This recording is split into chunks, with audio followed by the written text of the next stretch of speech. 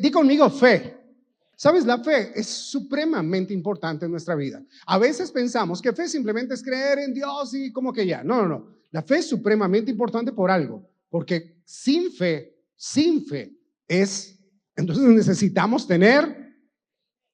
aprender a caminar necesitamos aprender a hablar necesitamos aprenderlo a hacer. Y creo que, pues, fe creo que uno de los errores que más cometemos respecto a la fe es que siempre lo vemos desde un punto de vista muy religioso, ¿verdad? Que todo tenga que ver con la devoción, que todo tenga que ver con la manera como me acerco a Dios. Y si bien es cierto y es necesario, también es mucho más importante aprender a tener fe en nuestro diario vivir, aprender a tener fe a pesar de las circunstancias que suceden en nuestra vida. Tenemos que poner la fe, una fe que sea práctica, una fe que nos sirva para cada día de nuestra vida. Una fe que nos sirva para poder crecer, para poder caminar, una fe que nos sirva para edificar nuestra vida, aún a pesar de los momentos y circunstancias difíciles. De hecho, te recuerdo algo que fue como comenzamos la semana pasada. Juan capítulo 15, versículo 5, dice el Señor Jesús esto: yo soy la vid y ustedes son las ramas. El que está unido a mí, como yo estoy unido a él, dará mucho fruto. Ahora, ¿qué hay que hacer para dar fruto?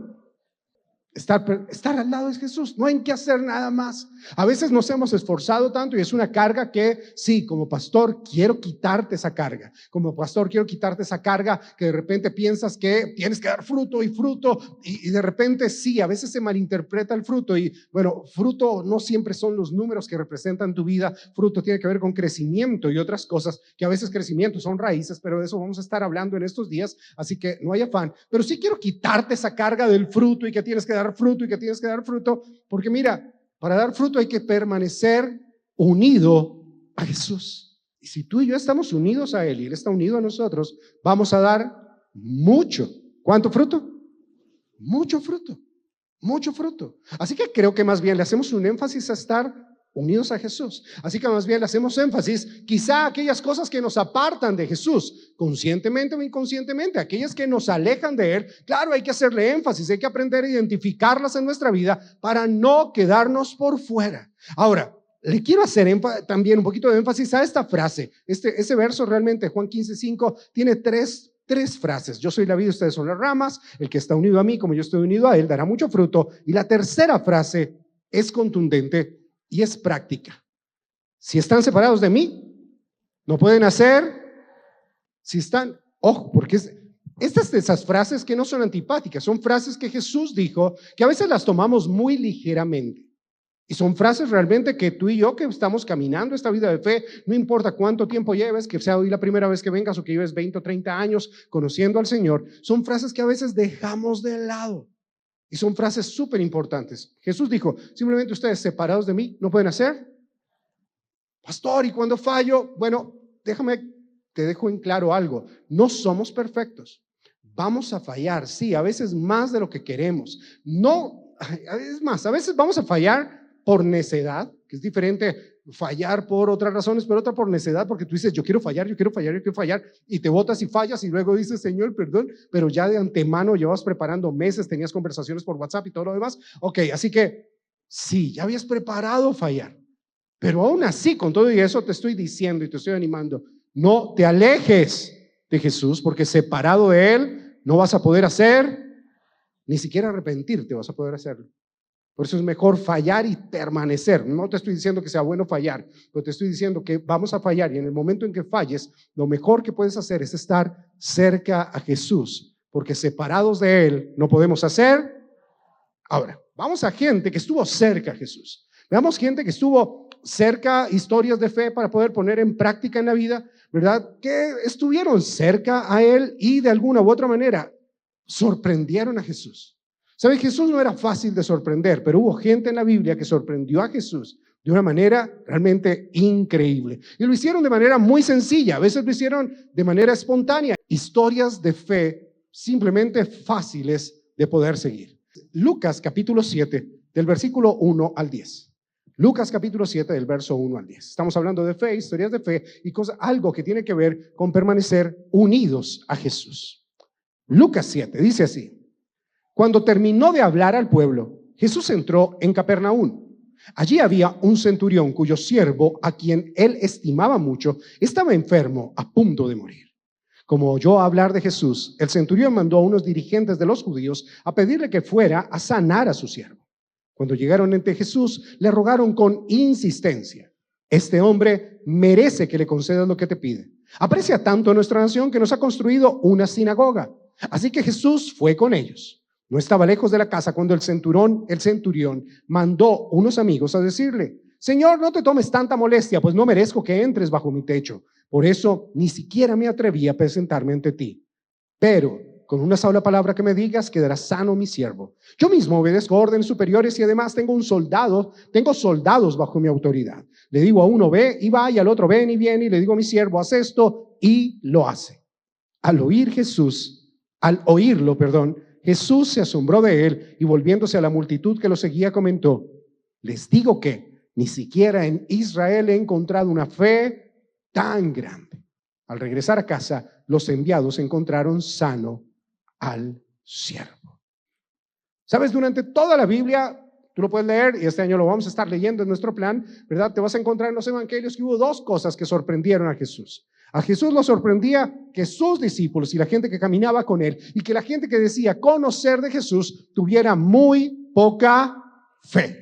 Sí, Jesús se sorprende cuando hay gente que tiene una vida devocional activa, que tiene una vida que aparenta una relación con Dios, pero al final sus resultados de fe son pocos.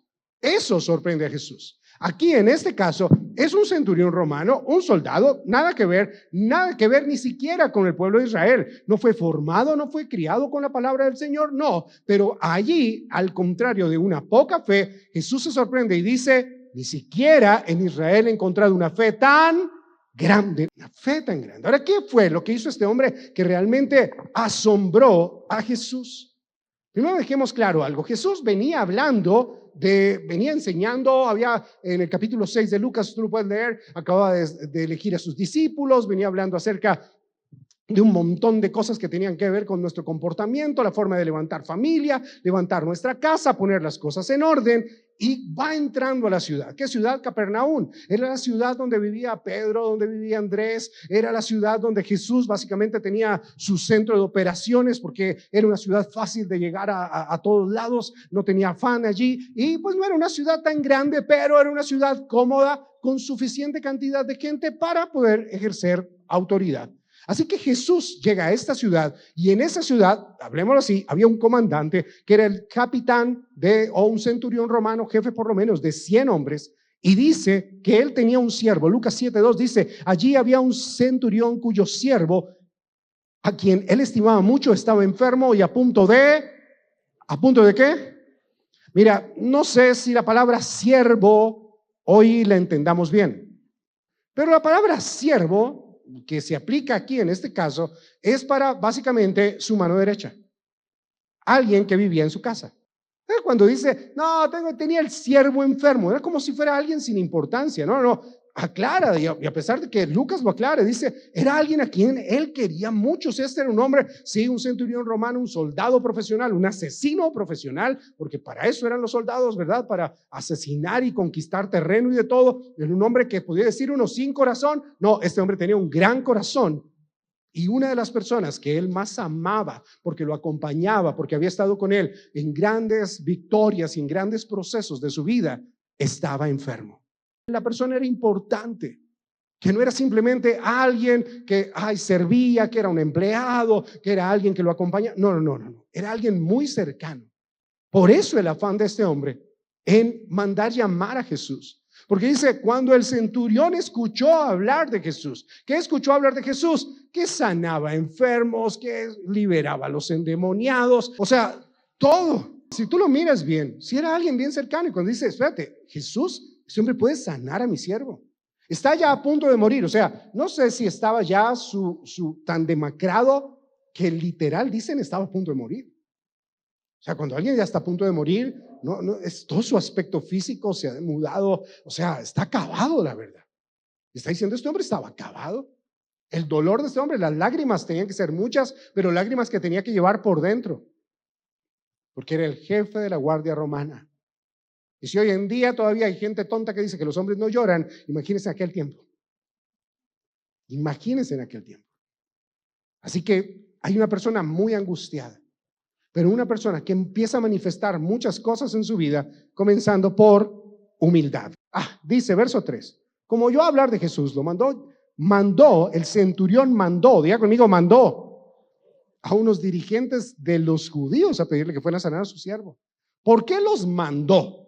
Bueno, porque Roma tenía esclavizada a Israel y al tenerlos esclavizados, simplemente una persona de la nación de Israel tenía que hacer lo que cualquier ciudadano romano le dijera que hiciera. ¿Recuerdan porfa esa cita de Jesús de que si alguien les pide llevar su carga 1 milla, ustedes deben llevarla 2? Ok, por ley debían llevarla mínimo una milla. Ok, y eso era ley. Pero así como les decía, 1 milla, podía decirle, mira, me gustan tus tenis, y se los quitaba. Sí, qué bonito sombrero tienes, y se lo quitaba, no tenía problema.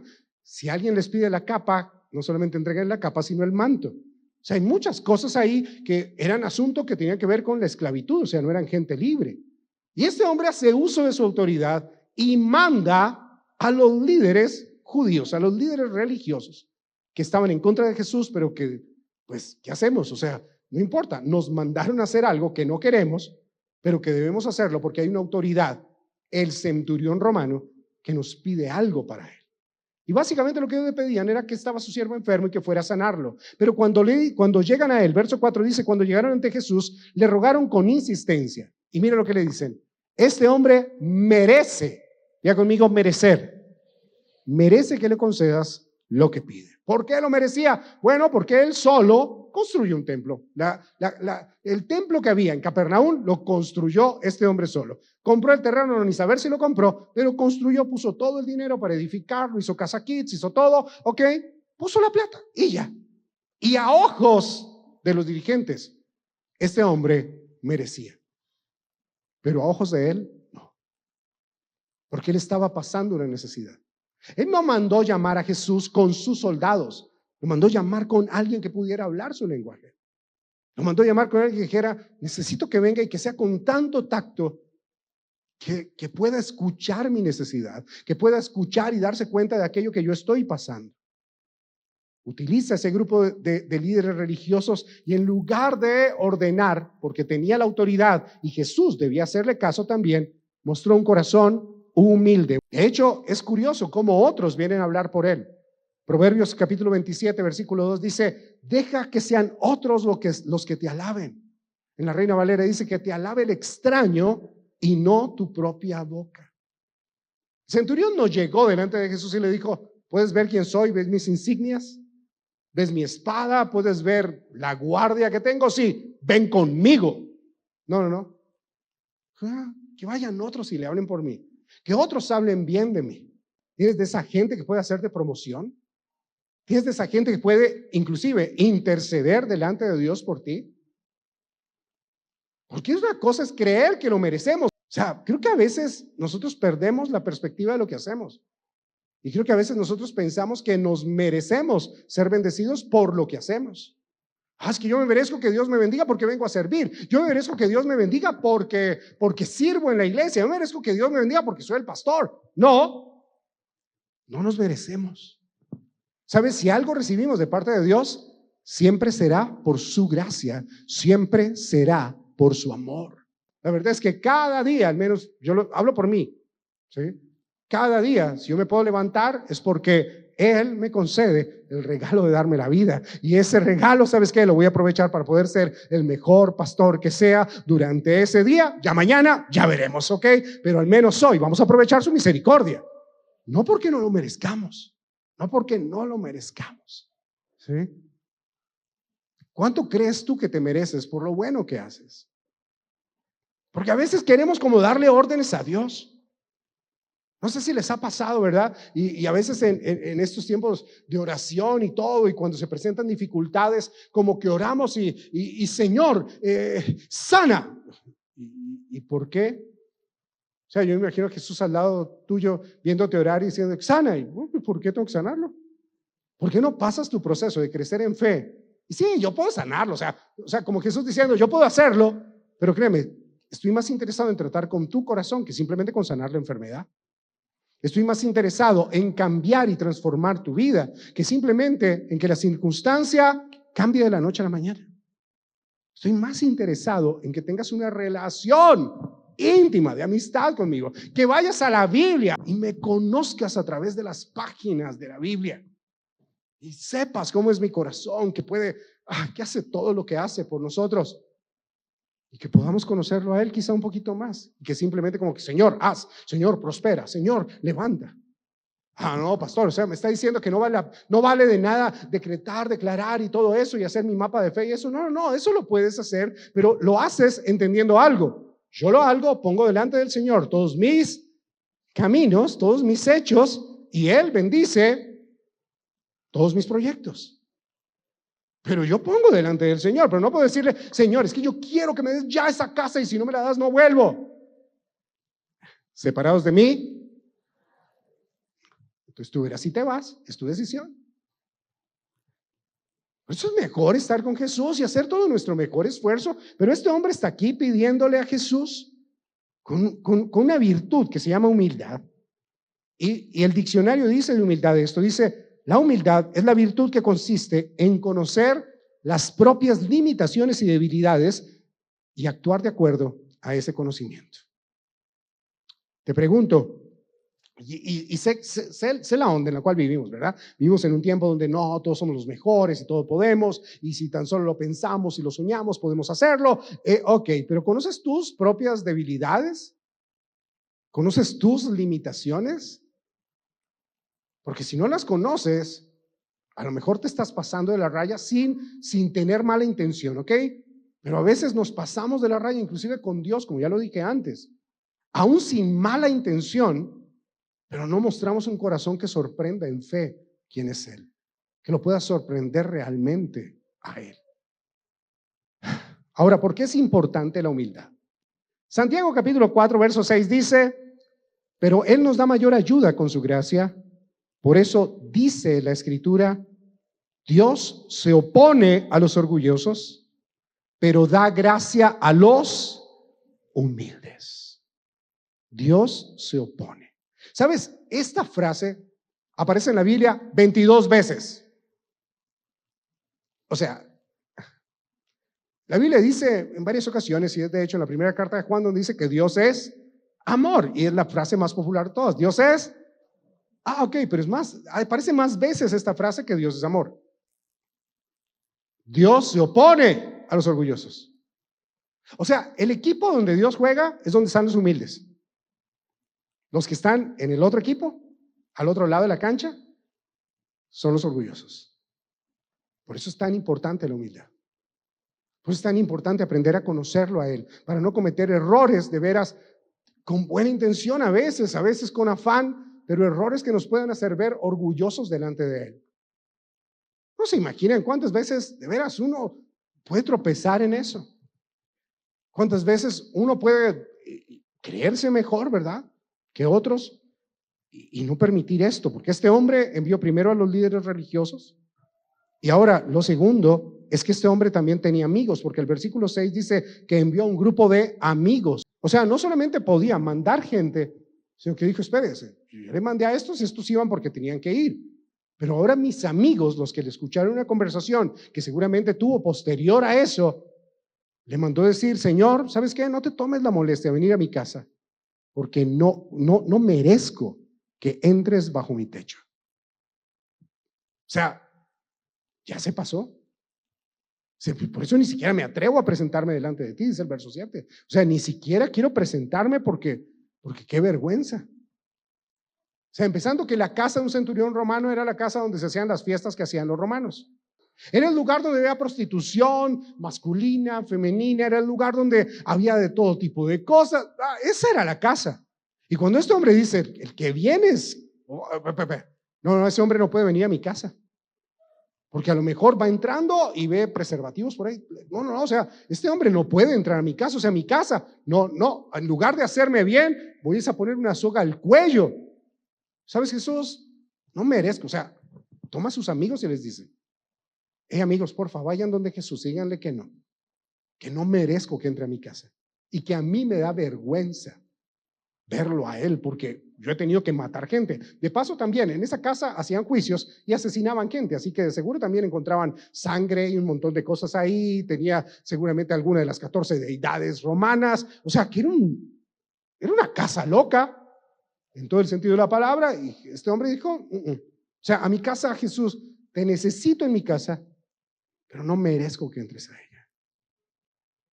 Ahora, importante, para un judío, un líder religioso que llegase a entrar a una casa de ese tipo, existía algo que se contaminaba, y entonces al contaminarse, ¿sí? Ahora, lo que este hombre no sabía era que a Jesús pasaba lo contrario. Jesús no se contaminaba por entrar a ese lugar se iba a santificar a causa de la presencia de Jesús allí, pero este hombre prefirió decir, no, o sea, no entres a mi casa, conozco y respeto.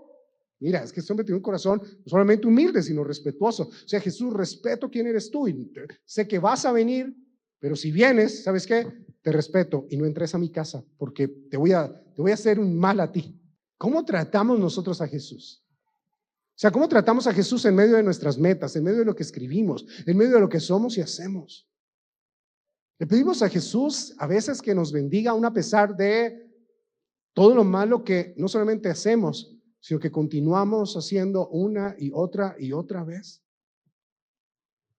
O sea, Jesús, ven a mi vida y perdóname, pero perdóname una vez por adelantado por mañana, porque mañana voy a embarrarla igual que como la embarré la semana pasada, porque voy a hacer lo mismo, porque de nuevo voy a embrutecerme con licor o con cualquier cosa que embrutezca mi cabeza, llámese droga, sexo o lo que quieras. Señor, es solamente un poco de pornografía, Señor. Es solamente un poquito de maltrato en mi casa. O sea, solamente voy a tratar mal a mi familia, pero un poquito, solo palabras, Señor. Y al menos no les pego. Gracias porque ahora soy diferente. ¿Será que tratamos a Jesús así, con esa arrogancia, verdad? Como que el Señor tuviera que darnos las gracias a nosotros por lo bien que nos portamos. Porque no somos chismosos y pensamos que el chisme, no, eso no afecta tanto. Mira, la Biblia dice que el chisme destruye, punto. Y si la Biblia dice que el chisme destruye, entonces el chisme, ¿qué hace? Destruye. Y ya. Y a veces decimos, no, pero no es para tanto. Es que se lo conté a los demás, pero solamente era como para que oráramos.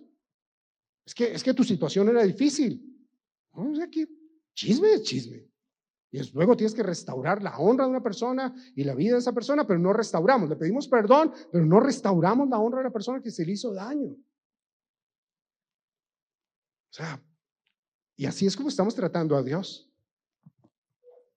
Por eso recordemos esto, separados de Él, pero si estamos unidos a Él, aún con todo y cometer estos errores, y no importa que el año pasado los hayamos cometido, no importa que ayer los hayas cometido, no importa que hoy, antes del servicio, los hayas cometido, ¿sabes qué? Tenemos que permanecer unidos a Él porque es la manera como podemos enderezar nuestra vida. Es la única manera como podemos enderezar nuestra vida.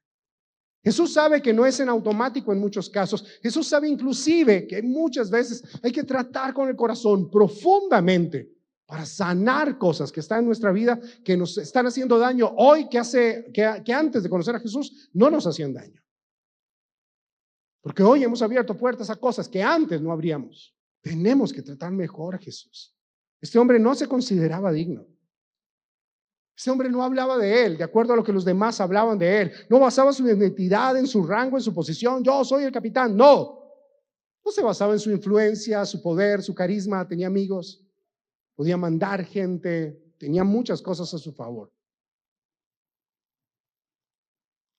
Insisto en esto, que tiene que ser una premisa en nuestra vida, o sea, algo primordial en nuestra vida.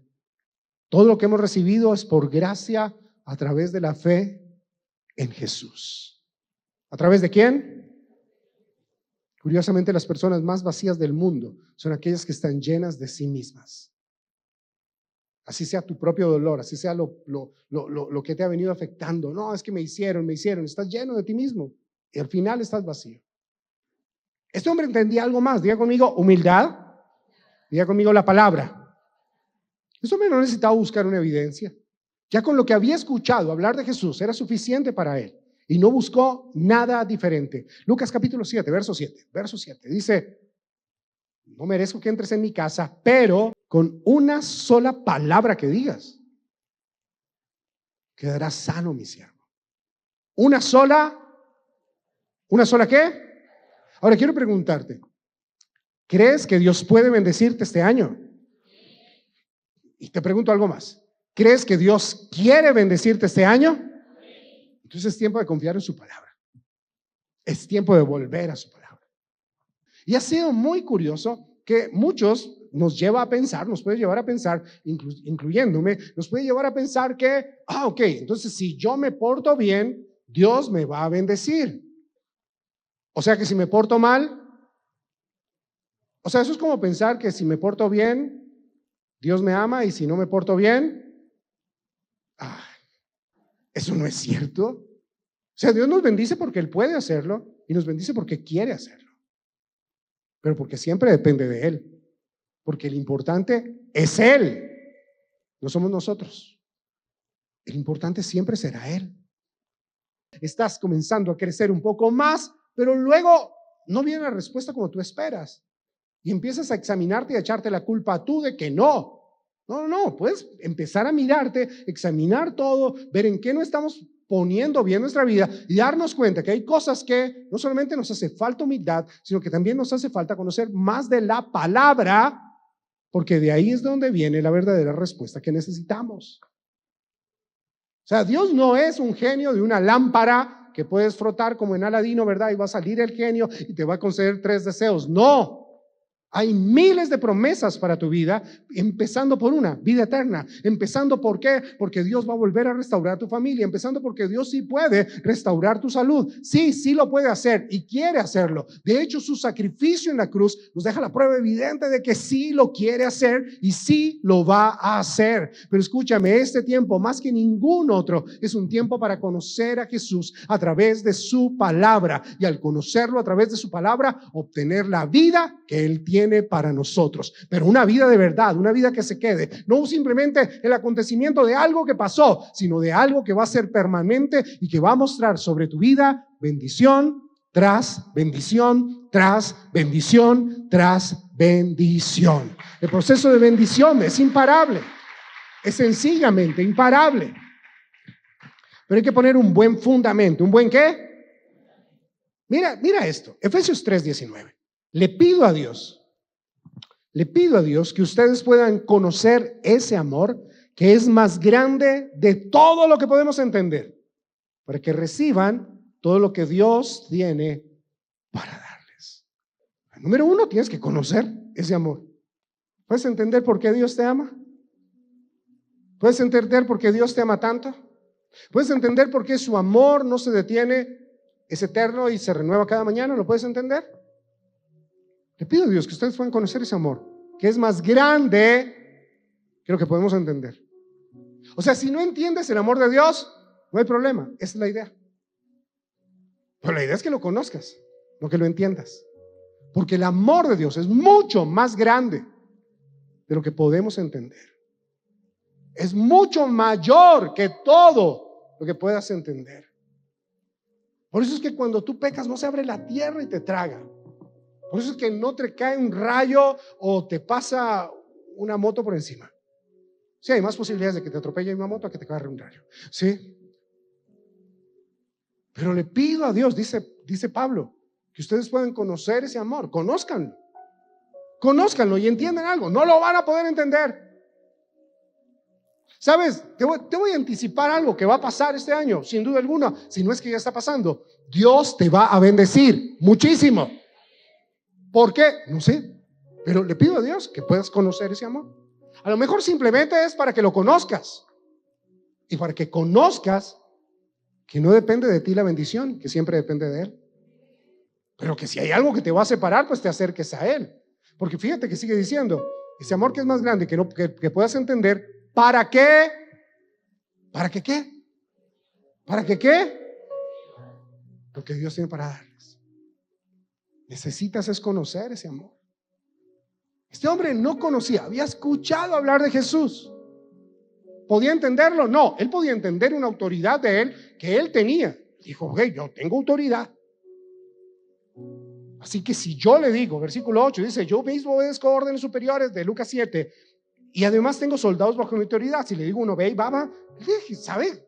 Jesús, si tú le dices a la enfermedad que se vaya, la enfermedad se va. Porque así como yo tengo autoridad, pues bien, para poder caminar en autoridad hay que estar bajo autoridad.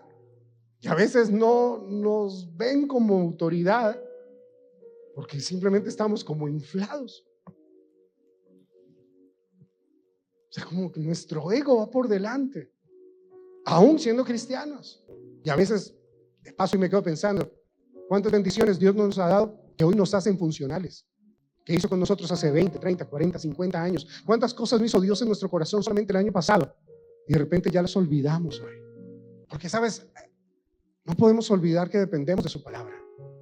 Dependemos de sus promesas. Esa es la garantía de nuestra vida. Hay que aprender que la semilla de la palabra tiene un proceso de crecimiento en nuestra vida. Y no te rebeles, o sea, separados de Él, recuérdalo, separados de Él, nada. Y nosotros queremos separarnos de Él por instantes. Si eso lo he dicho Pedro, Santiago, cualquier otro de los que escribió la Biblia, de los que hizo parte de los escritores, hubiese estado como que uno lo puede discutir, lo puede poner en un contexto histórico. No, esto lo dijo Jesús. Separados de mí, no pueden hacer nada. Mira, Dios te diseñó para que des mucho fruto. Ahora, a veces la primera cosecha no es la mejor siempre. A veces hay que esperar, hay que esperar, hay que esperar. Si llega un momento donde vas a dar una buena cosecha, tranquilo, vas a dar mucho fruto, pero sigue permaneciendo al lado de Jesús. Colosenses capítulo 3, verso 23. Y todo lo que hagan, háganlo de corazón, como para el Señor y no como para la gente. Solamente una pregunta. ¿Cuáles serían los resultados de tu vida si todo lo que haces lo hicieras de todo corazón como para el Señor? Porque a lo mejor todo lo que te falta es eso. Hacerlo todo como para Él. Tercera de Juan capítulo 1, versículo 9 dice, escribí algunas de estas, el apóstol Juan, el mismo que habla de que Dios es amor, dice, escribí algunas líneas a la iglesia, pero Diótrefes, a quien le encanta ser el primero, no nos acepta. No aceptaba ni el apóstol Juan que había llegado con Jesús. No le servía ni siquiera el apóstol Juan. O sea, ¿quién le sirve a gente así? Y dice, por eso si voy, no dejaré de reprocharle su su comportamiento, ya que con palabras malintencionadas habla contra nosotros solo por hablar. Como si fuera poco, ni siquiera recibe a los hermanos, y a quienes quieren hacerlo no los deja y los expulsa de la iglesia. O sea, es tipo desastre. O sea, el dueño de la iglesia es él, mejor dicho, él dio la vida por todos. Fíjate el contraste, el centurión romano sorprende. Otra gente normal que no caminó con Jesús, pero que decían caminar con Jesús, saca. Asegúrate que en tu vida tú seas de los que trae gente, de los que ayuda a que los demás se acerquen a Jesús.